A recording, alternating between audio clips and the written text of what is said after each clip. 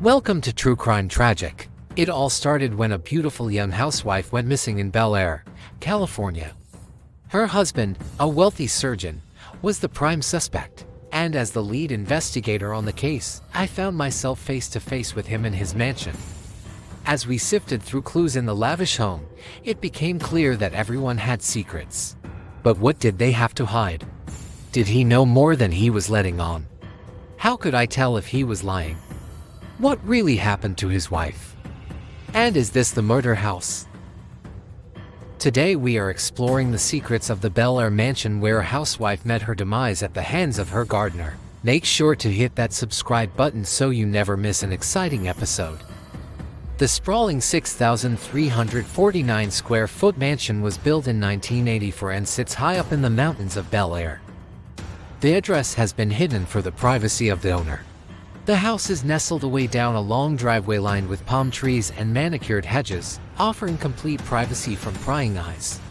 Behind the steel gates, there is a resort-style backyard with a swimming pool, spa, tennis court, and stunning views of the Los Angeles skyline. But behind the mansion's closed doors, something sinister was lurking. In 2010, 47-year-old Erica Alfaro disappeared without a trace. Her husband, Dr. Gregory D'Amico, a renowned plastic surgeon who specializes in facial rejuvenation, called the police to report her missing. According to the police report, he said that he hadn't seen his wife since the night before when she left the house in her Mercedes SUV to go shopping. He claimed that she didn't return home that night and she didn't answer any of his phone calls. He only realized the next morning that she was in bed next to him and that her phone had been left behind. When the police arrived, they noticed that there were signs of a struggle in the home. It appeared as though a fight had broken out in the master bedroom, which had blood spatter on the carpet and walls, along with signs of a possible weapon being used. Despite the obvious signs of violence, Dr. D'Amico told the police that he had no idea who could have hurt his wife. He cooperated fully with the investigation and even took a polygraph test, which he passed. But from the moment the police set foot in the mansion, they couldn't shake the feeling that the doctor was hiding something. As the lead investigator on the case, I began combing through every detail of the crime scene. As I stepped into the mansion, I was struck by how luxurious it was. It was clear that the owners were wealthy and successful. But as I continued to investigate, I noticed strange inconsistencies in the crime scene. For example, there were no signs of forced entry, but the front door had blood splatters on it. Why would there be blood splatters on the front door if no one had forced their way in? Was someone trying to cover up their tracks? In addition to the front door, I noticed signs of blood splatter throughout the house, particularly on the stairs leading up to the second floor and on the second floor hallway. But there was no blood in the master bedroom, despite the fact that Dr. D'Amico claimed that the struggle had taken place there. This didn't make sense to me. If the struggle had happened in the master bedroom, why wouldn't there be any blood in there? It was almost as if someone had cleaned up the mess. While searching the house, I also discovered some other suspicious items. For example, a pair of gardening gloves was found near the swimming pool, which seemed out of place. I asked the domestic staff if it was normal for the gardener to wear gloves while working outside, but they said no. They also mentioned that the gardener had been acting strangely in the days following Erica's disappearance and that he had packed up his things and left. When I checked the gardener's shed, it was empty, but I found a pair of bloody shoes in the back. With these new leads, I decided to track down the gardener and bring him in for questioning. But as I was about to do that, Dr. D'Amico's attorney showed up, claiming that his client wanted to speak with me. When I met with Dr. D'Amico, he was calm and collected, almost as if nothing had happened. His mansion was filled with expensive art, furniture and cars. There were paintings worth tens of thousands of dollars hanging on the walls and a brand new Ferrari in the garage. He invited me to sit down in the living room and offered me a drink. But I politely declined, explaining that I was there to ask him some questions about his wife's disappearance. He listened patiently as I laid out the evidence against him, including the blood splatters in the house and the gardener's shoes. But he denied having anything to do with his wife's disappearance. He claimed that he had no idea what happened to her and that he had hired the best attorneys to help find her. He told me that he loved his wife and would never hurt her.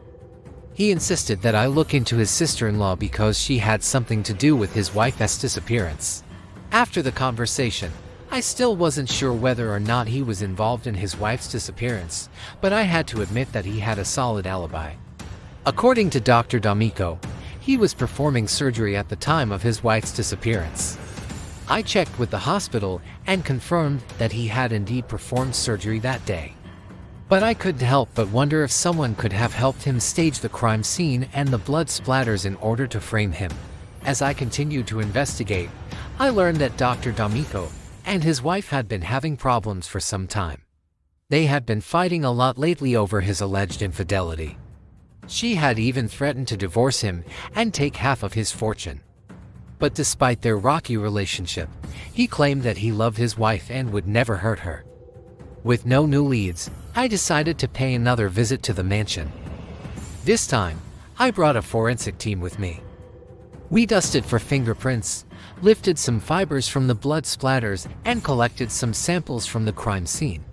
Back at the lab, the forensic team was able to match the blood to Erica. But the other evidence didn't yield any new results. As I was about to give up hope of ever finding Erica, a breakthrough came when the DNA results came back. The DNA from the blood splatters and shoes matched the gardener, Jesus Munoz.